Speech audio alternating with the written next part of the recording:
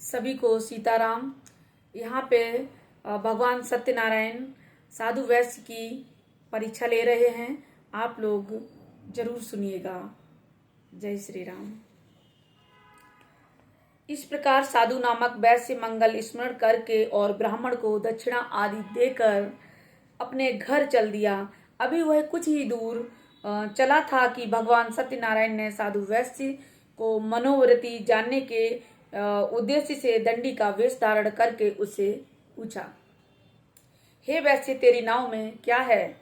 धन के मद में चूर वैश्य ने कहा, हे दंडी स्वामी, क्या तुम्हें मुद्रा चाहिए? मेरी नाव में तो बेलपत्र भरे हैं।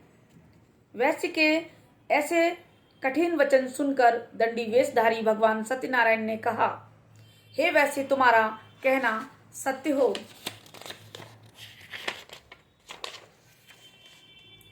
इतना कह दंडी वैश्य के पास से हटकर कुछ दूर समुद्र के किनारे जाकर बैठ गए। दंडी के जाने के बाद साधु ने महसूस किया कि नाव काफी हल्की हो गई है और कुछ फूली भी लग रही है। वह बहुत चकित हुआ और कपड़ा हटाकर देखा। धन के स्थान पर बेलपत्र देखकर उसे मूर्छा आ गई। उसके दामाद ने उसे संभाला और जल को छिड़क कर होश में लाया। होश में आने पर वह अपने धन के लिए विलाप करने लगा, रोने लगा। तब उसके दामाद ने कहा, हे इस प्रकार शोक क्यों कर रहे हो? यह उस दंडी स्वामी का शाप है। वह दंडी सर्वसमर्थ हैं, इसमें संशय नहीं। उनकी शरण में चलिए, वहां जाने पर मनवांछित फल मिलेगा। दामाद का कहना मानकर वैश्य दंडी स्वामी की शरण में गया और प्रणाम कर आदरपूर्वक बोला, हे प्रभु, मैंने जो कुछ भी आपसे कहा था उसके लिए मुझे क्षमा कर दें। ऐसा कहते समय वह महाशोक से व्याकुल हो उठा। वैश्य को रोते देखकर दंडी स्वामी ने कहा, रो मत। सुनो साधु, तुम मेरी पूजा से विमुख हो गए हो, इसलिए मेरी आज्ञा से ही तू बार बार दुख भोग रहा है।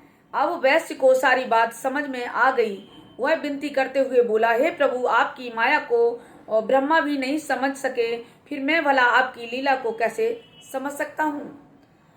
ब्रह्मा भी आपके अद्भुत रूप व गुणों को नहीं जानते। हे प्रभु, मुझ पर प्रसन्न हो। मैं माया से भ्रमित मूढ़ बुद्धि आपको कैसे पहचान सकता हूँ? मैं अपनी सामर्थ्य अनुसार आपकी पूजा करूँगा, कृपया प्रसन्न हो। हे प्रभु, मेरा धन जैसा पहले था वैसा ही कर दें। मैं आपकी शरण में हूँ, मेरी रक्षा करें। वैश्य के ऐसे भक्ति युक्त वचनों को सुनकर भगवान सत्यनारायण प्रसन्न हुए और वैश्य को मनचाहा वर देकर अंतर्ध्यान हो गए। तब वैश्य अपनी नाव पर आया तो उसने धन से भरी हुई नाव पाई। वह बोला, भगवान सत्यदेव की कृपा से मेरी मनोकामना पूर्ण हुई है। फिर उसने अपने दामाद साथियों सहित भगवान सत्यनारायण की पूजा की। भगवान सत्यनारायण की कृपा पाकर साधु बहुत प्रसन्न हुआ। फिर नाव द्वारा अपने देश को चल दिया। अपने नगर के तट पर पहुंचकर उसने एक दूत को अपने घर भेजा। दूत ने साधु वैश्य के घर जाकर बताया कि आपके पति व दामाद सकुशल लौट आए हैं। यह जानकर वैश्य की पत्नी लीलावती अति प्रसन्न हुई।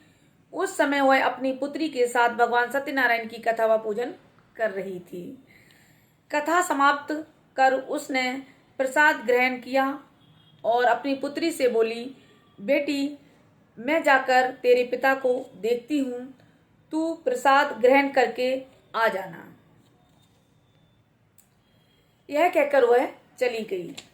कन्या ने काम समाप्त किया और बिना प्रसाद चरणामृत ग्रहण किए हुए वह भी अपने पति से मिलने चल दी।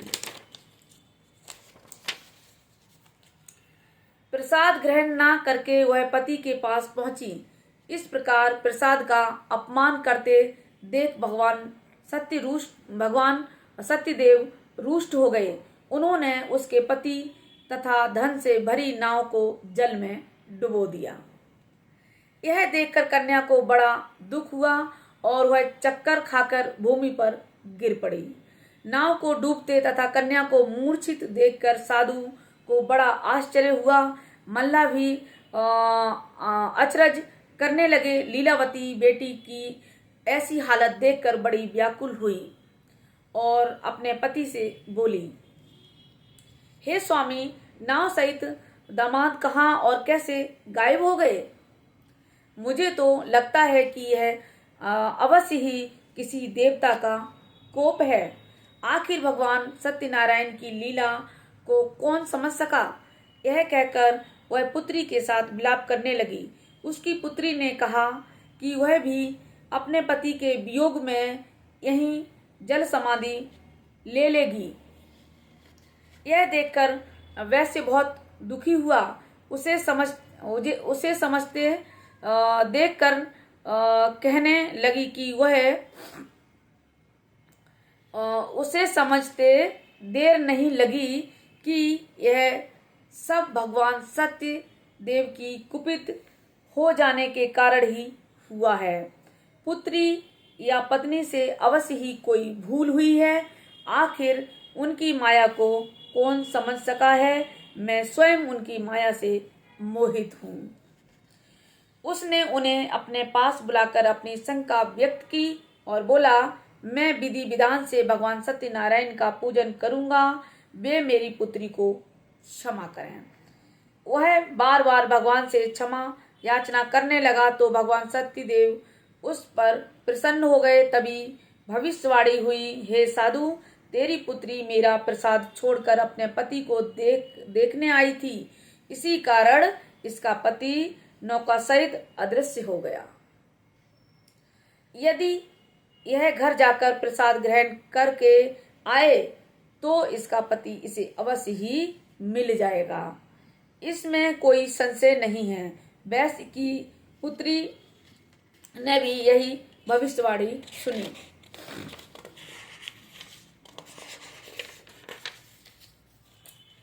वह तत्काल घर गई और प्रसाद ग्रहण किया।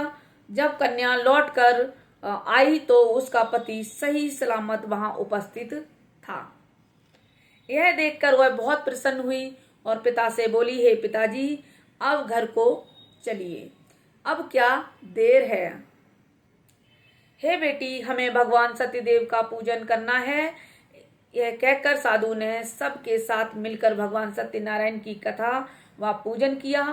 फिर अपने बंधु बांधवों दामाद सहित घर आ गया।